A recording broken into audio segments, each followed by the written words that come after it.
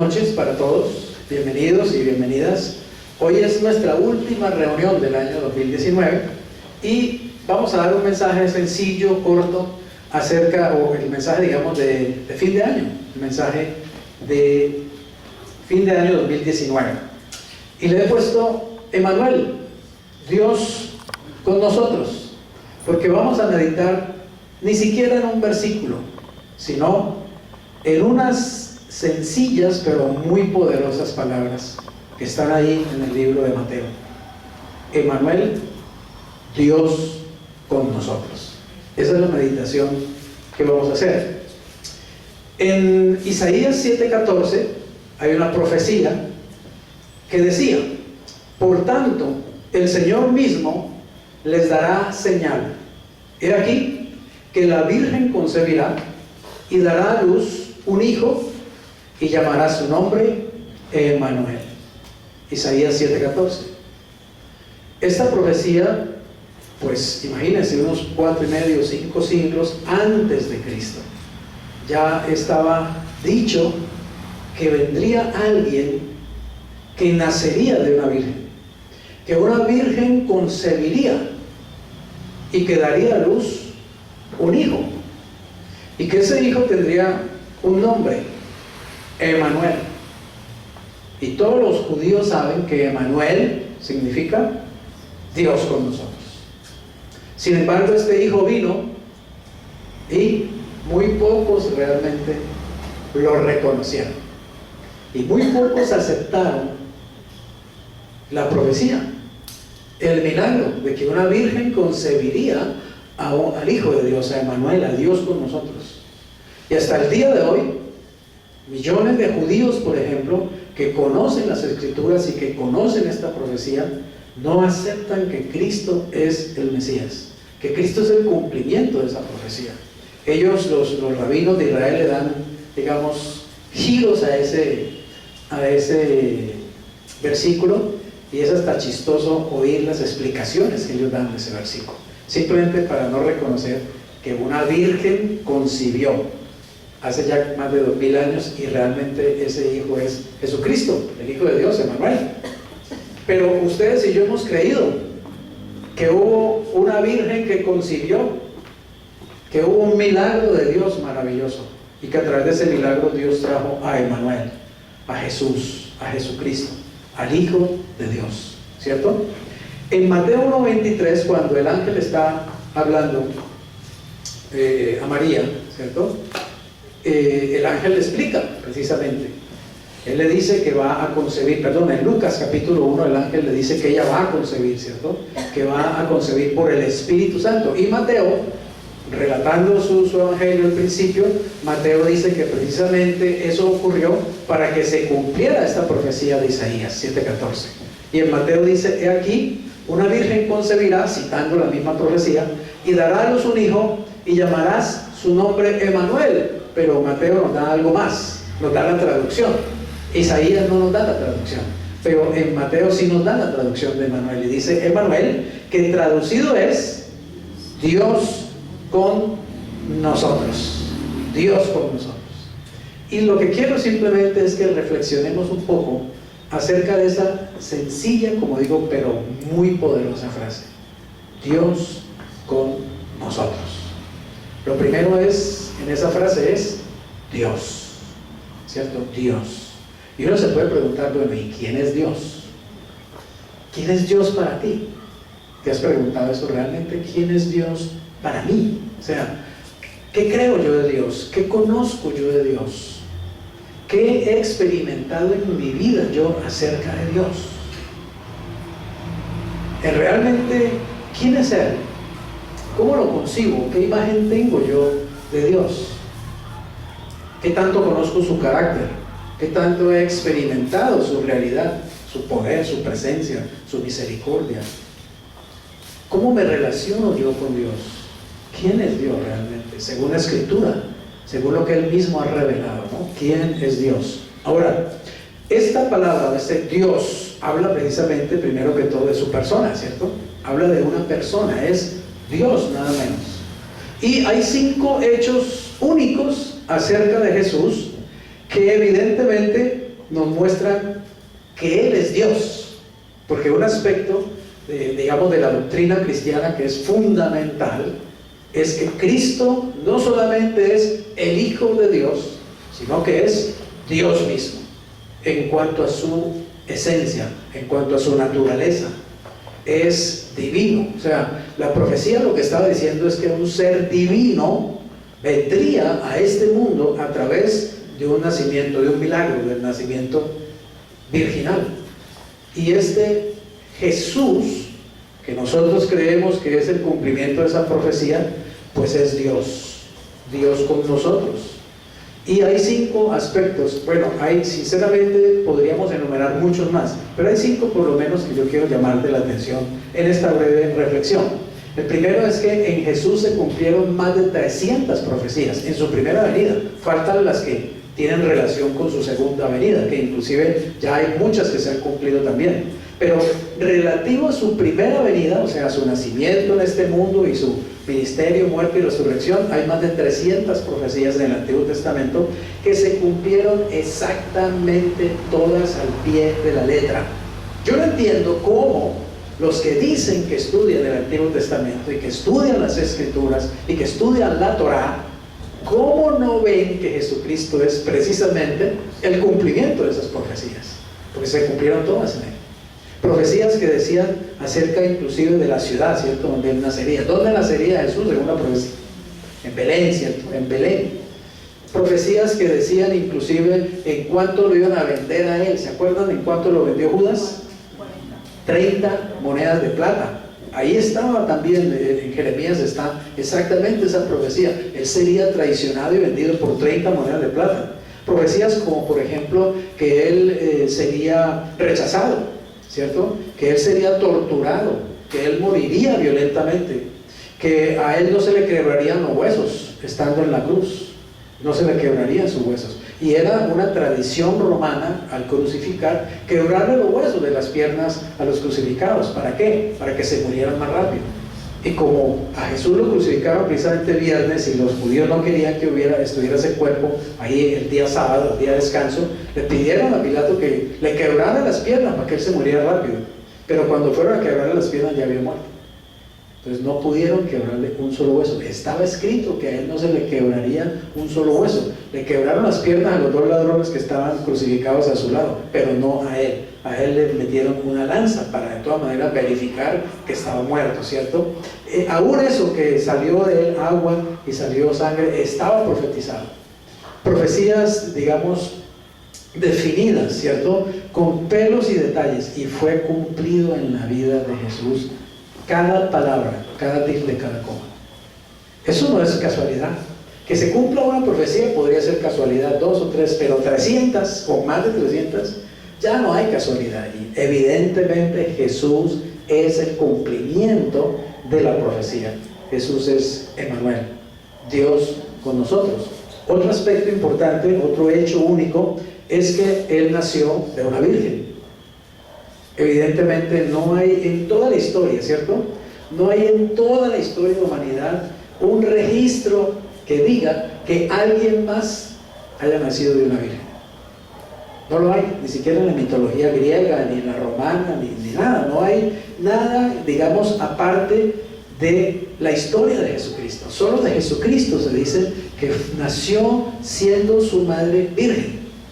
Así que eso es único, realmente es único, irrepetible, y es un milagro, pues obviamente, como decía ahora Jacqueline, que es la evidencia del testimonio que ella contaba, decía, tiene que haber sido Dios. Es decir, la única manera de entender eso es que Dios lo hizo, indudablemente, ¿cierto? Que una virgen conciba un ser humano, pues solo lo puede hacer Dios, indudablemente.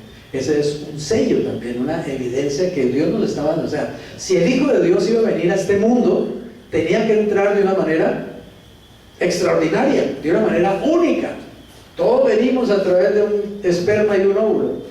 Jesús no vino por ese método, vino por un método sobrenatural, concebido por el Espíritu Santo en el vientre de una virgen. O sea que la entrada del Hijo de Dios al mundo tendría que ser algo evidentemente que pudiera verse claramente, que pudiera saberse que es el Hijo de Dios que está naciendo en este mundo y que es único, y ese hecho es único en el mundo, y es precisamente parte de lo que celebramos en Navidad, ¿cierto? Navidad, precisamente, ya lo decía María Elena el sábado pasado, Navidad quiere decir natividad, o sea, nacimiento. Lo que celebramos es el nacimiento. La Navidad es la celebración del nacimiento de Emmanuel, del nacimiento del Hijo de Dios en este mundo. Otro hecho único es su vida sin pecado. ¿De quién otra persona, de qué otro personaje en la historia de la humanidad se puede escuchar o se ha escuchado que vivió una vida sin pecado? Solo hay uno, y todo el mundo sabe que solamente hay alguien de quien se dice que, siendo un ser humano, que habiendo estado en un cuerpo de carne y de sangre en este mundo, no cometió un solo pecado. Y obviamente tiene uno que tener una naturaleza, ¿cierto?, superior a la humana, para, estando en este mundo con un cuerpo humano y estando también participando de una naturaleza humana, no cometer ningún pecado. Es imposible. Tiene que ser Emmanuel, amén. Tiene que ser Dios con nosotros, tiene que ser el Hijo de Dios, el que tiene los mismos genes, el Hijo unigénito de Dios. Jesús mismo se paró frente a la multitud en una ocasión y les dijo: ¿quién de vosotros me acusa de pecado? Y no hubo uno. Igual que cuando dijo: el que esté libre de pecado tire la primera piedra, ¿cierto?, sobre aquella mujer adúltera, y nadie fue capaz de hacerlo. Igual, el día que él dijo: ¿quién de ustedes me acusa de pecado?, no hubo nadie que levantara la voz. No hubo nadie que pudiera decir: yo sé que usted ha pecado, yo lo vi a usted tal cosa, yo lo oí diciendo tal cosa. La única forma de hacerlo fue mintiendo, ¿cierto?, cuando ya lo acusaron ante Pilatos y ante Herodes. Su resurrección triunfal. ¿De qué otro personaje de la historia se ha oído que murió y al tercer día resucitó entre los muertos? Se dijo eso de Napoleón, se dijo de Bolívar, de Nerón, de César, de Carlomagno, de algún sabio, de algún profeta. Solo Jesús. Solo de Jesús se cuenta esa historia, que murió en una cruz a la vista pública. Es un hecho histórico. La muerte de Jesús es un hecho histórico registrado en los anales de la historia, por escrito, y también que Él resucitó al tercer día. Es un hecho único, y sobre ese fundamento está la fe cristiana. O sea, la fe cristiana es una fe muy diferente a cualquier filosofía, a cualquier religión que existe en el mundo y que va a existir. La fe cristiana está basada sobre el hecho de que Dios estuvo con nosotros. Emmanuel estuvo aquí, y Él vivió sin pecado, y Él murió, y Él resucitó de entre los muertos por el poder de Dios. Y un quinto hecho es que su poderosa influencia en el mundo pues es única. ¿Qué otro personaje es tan influyente como Jesús? No hay tampoco ninguna persona que haya influido a tal número de seres humanos durante tantos siglos como Jesús. No hay una mayor influencia benéfica como Jesucristo. Donde quiera que llega la palabra de Jesucristo, donde quiera que llega su nombre, su presencia, su persona, donde quiera que los hombres le abren la puerta, suceden milagros, suceden transformaciones, la vida cambia. O sea, su influencia es poderosísima. A uno no le cambia la vida un libro, por ejemplo. Muy difícilmente un libro le cambia a uno la vida, o un escritor, o un conferencista. Ok, yo veo que ahora la gente usa mucho ese término, ¿no? Te cambiará la vida, ¿cierto? Verás esta película y te cambiará la vida. Te ganarás este premio y te cambiará la vida. Sí, la vida puede cambiarle a uno, digamos, en ciertos aspectos, pero no en la forma en que solo Jesús puede cambiarle a uno la vida, en que solo Jesús puede transformarle a uno la vida. Porque es que pasarlo de muerte a vida, eso solo lo puede hacer Dios. Pasarlo del infierno al cielo, solo lo puede hacer Dios. Pasarlo de lo temporal a lo eterno, solo Dios lo puede hacer. Así que Jesús es incomparable. Jesús es inconfundible. No hay duda, Él es Emmanuel. ¿Por qué? Porque Él es Dios. Él es Dios. Ahora, Dios con nosotros. Ese con habla, digamos, de su presencia. Dios habla de su persona, ¿cierto? Dios, la persona de Dios. Pero ahora habla de que Él está, su presencia está. Él está presente, está con nosotros. No solamente Dios está sobre nosotros, es decir, como Señor soberano que es. No solamente está para nosotros, ¿cierto? Como un Dios de gracia que es, un Dios de misericordia que está para nosotros. No solamente está en nosotros, como el que vive, ¿no?, en nosotros, el Dios viviente, ¿cierto? El que está en mí, ya no vivo yo, vive Cristo en mí. No solamente es Dios por nosotros, o sobre nosotros, o para nosotros, o en nosotros, sino que es Dios con nosotros, con nosotros. Esto quiere decir, no solamente digamos que Él está presente, sino que también Él está de parte nuestra, ¿está claro? Está de nuestro lado. Como cuando uno le dice a una persona, Margarita, yo estoy contigo, ¿sí? Es decir, te estoy apoyando, yo estoy de tu lado. Dios con nosotros. Él dejó los cielos, dejó ese lado y vino a este lado, a la tierra. Vino a nosotros, vino para estar con nosotros. Vino para amarnos, apoyarnos, bendecirnos, perdonarnos, darnos su misericordia, darnos su enseñanza, revelarnos su amor. Es maravilloso el hecho de que Dios esté con nosotros. Y tenemos que pensar en eso en el año 2020, ¿cierto? Continuamente tienes que decirlo. Dios está conmigo. ¿Amén? Jesús está conmigo. El Espíritu de Dios está conmigo. Y cuando te sientas tal vez solo, cuando te sientas en una situación de peligro, cuando andes por ahí en la noche por un callejón oscuro, Dios está conmigo. Yo no estoy solo. Jamás está solo, porque Él dijo, con ustedes. Dios con nosotros. Emmanuel. Su presencia es muy importante. Debemos constantemente pedirle a Dios su presencia. Que Él nos permita experimentar su presencia, sentir inclusive su presencia, porque somos seres emocionales, necesitamos sentir también, ¿cierto? No solamente creer que está su presencia, sino a veces sentir. Y es rico sentir la presencia de Dios, ¿o no la ha sentido? ¿Sí? ¿Ha sentido la presencia del Espíritu Santo? Qué rico es, ¿cierto? Qué maravilloso es sentir la presencia de Dios, la presencia de Jesús. Emmanuel, Dios conmigo, con nosotros. Mateo 28:20, el Señor dice, he aquí, yo estoy con ustedes. ¿Cuándo o hasta cuándo? ¿Cuánto tiempo? Todos los días. ¿Y hasta cuándo? Hasta el fin del mundo, es decir, hasta el fin de este sistema. Hasta que este sistema político, económico y religioso esté vigente, Jesús dijo, yo voy a estar con ustedes. Y sabemos que este sistema va a pasar, ¿cierto? Sabemos que este sistema se va a acabar, va a ser destruido por el mismo Señor en su segunda venida. Que cuando Él venga, Él va a destruir este sistema económico, político, religioso, le va a arrebatar al diablo, digamos, la autoridad pirata que Él ejerce sobre este sistema, lo va a meter en el abismo 1000 años. Él va a establecer su reino, su sistema celestial en este mismo mundo, ¿cierto? Y entonces habrá un gobierno de Dios, el gobierno de Dios sobre la tierra.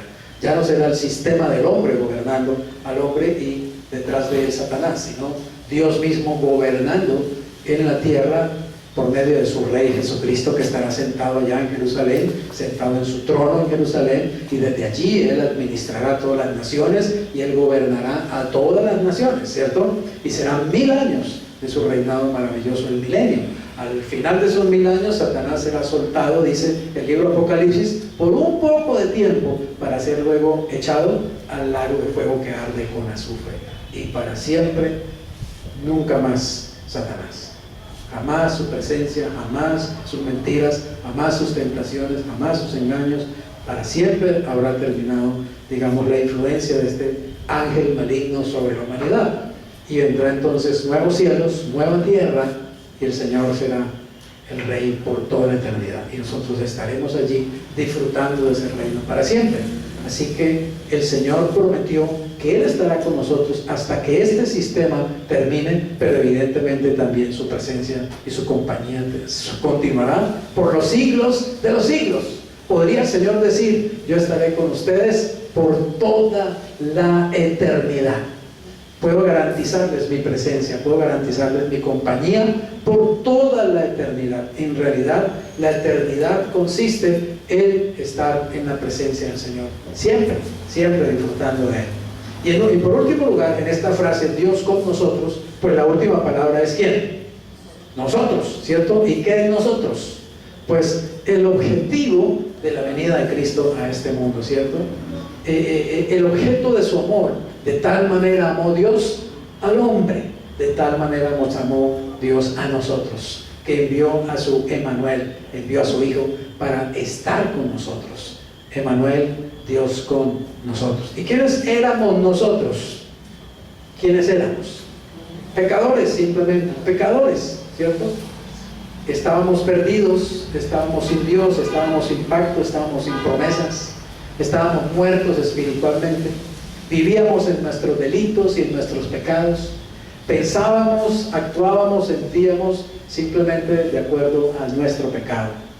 Estábamos perdidos, estábamos apartados de Dios. Pero Él vino por nosotros, para estar con nosotros. Por amor, sencillamente, por amor. Nos salvó, nos redimió, nos lavó, nos limpió, nos justificó, nos santificó y nos va a glorificar según su plan. Es decir, nos va a dar cuerpos nuevos, resucitados, cuerpos gloriosos, y nos va a permitir vivir en su gloria permanentemente por toda una eternidad. Él lo hizo por puro amor y por pura misericordia, no porque nosotros mereciéramos absolutamente nada. 1 Timoteo 1:15 dice: palabra fiel y digna de ser recibida por todos, que Cristo Jesús vino al mundo, ¿para qué? Para salvar. ¿A quiénes? A los buenos, a los justos, a los bonitos, a los que se portan bien, a los pecadores, de los cuales, dice el apóstol Pablo, yo soy el primero. O sea que Pablo reconoce su condición antes de conocer a Cristo. Soy un pecador. Él, que fue un hombre, ¿cierto?, que estaba viviendo siempre para justificarse por medio de la ley judía. Él que procuraba cumplir todos los mandamientos de la Torá y de la ley judía y todas las ceremonias, y seguramente guardaba todas las fiestas y hacía todos los ritos y todas las ceremonias, y seguramente se ponía las filacterias y memorizaba cantidades de porciones de la Torá y todo esto, y las recitaba. Él que creía que era un hombre justo a los ojos de Dios, un día se le quitó la venda, ¿cierto? El Señor lo alumbró, lo iluminó, y un día entendió que era simplemente un vil pecador, un pobre pecador, un hombre que estaba lejos de Dios, apartado de Dios, que estaba muerto espiritualmente y que por gracia pudo ser salvado. Y así lo hemos sido cada uno de nosotros también. Por gracia fuimos salvos, mediante la fe. Y esto no de vosotros, no de nosotros, pues es don de Dios, es un regalo del Señor. Así que conclusión: su presencia, su compañía y su poder están garantizadas para todo el año 2020, porque a eso vino Él, a estar con nosotros. Emmanuel, Dios conmigo. Personalícelo, dígale: Señor, gracias porque has venido a estar conmigo, porque hoy estás conmigo, mañana vas a estar conmigo, porque dentro de 10 años, 50 años, vas a estar conmigo, Señor. Señor, no sabemos qué va a pasar en el año 2020. No conocemos los detalles, no los podemos saber. Seguramente van a pasar cosas buenas y cosas que llamamos malas. Seguramente, Señor, va a haber momentos de mucha alegría, pero también va a haber momentos de tristeza, Señor, de soledad. Va a haber momentos en que todo lo vamos a ver claro, Señor, en que la vida nos va a sonreír. Y va a haber momentos en que tal vez vamos a estar confundidos, Señor, que no sabremos qué hacer.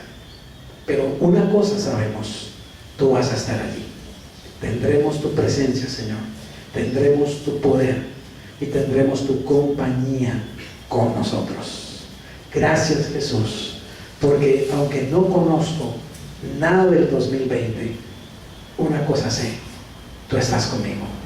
Tú eres Emmanuel, Dios conmigo, Dios con mi familia, Dios con mis amigos, Dios con mis hermanos, Dios con mi iglesia, Dios en mi empresa, Dios en mi universidad, Dios en mi colegio, Dios conmigo.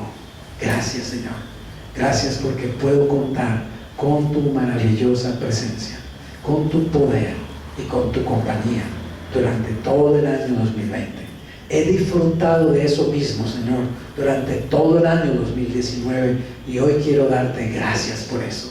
Gracias por haber estado conmigo, Señor, y gracias por haberme permitido estar contigo. Qué honor, qué privilegio caminar contigo, Señor. Qué privilegio poder haber hablado contigo, Señor, durante todo este año 2019. Qué bendición haberte buscado en tantos momentos, Señor, y saber que tú me escuchaste, y saber que tú hiciste, y saber que tú respondiste, Señor. Sé que lo harás también en el año 2020. Bendito seas, Padre, porque no me faltará tu presencia, no me faltará tu compañía, Señor, no me faltará tu amor, no me faltará tu poder. Bendito seas, Señor, porque cualquier cosa podrá faltarme en algún momento determinado, pero no me importa, Señor, porque tú no me faltarás. Bendito sea tu nombre, bendita sea tu gracia, bendita sea tu presencia, Señor. Oramos en el nombre poderoso de Jesucristo. Amén y amén.